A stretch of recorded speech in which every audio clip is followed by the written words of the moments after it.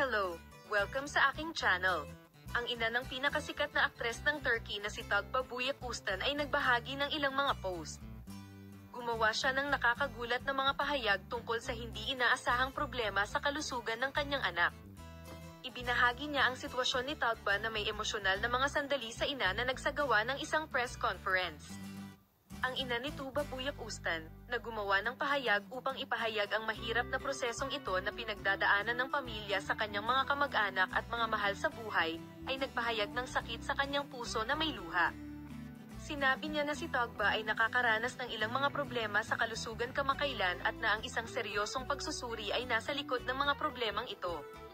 Ang pamilya ni Tuğba Büyüküstün, ang maliwanag na bituin ng Turkish cinema at serye sa TV, ay nanginginig sa matinding pag-aalala nitong mga nakaraang araw.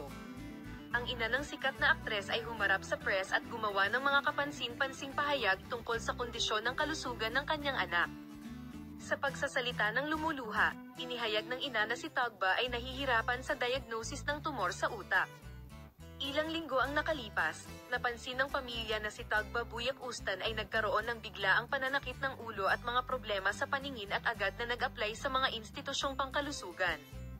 Ang balitang ito ay nagdulot ng matinding kalungkutan hindi lamang sa pamilya kundi maging sa lahat ng mahal sa buhay.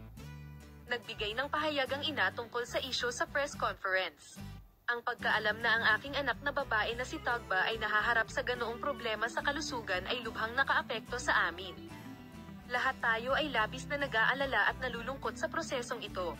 Ngunit si Tuğba ay isang babaeng may malakas na karakter.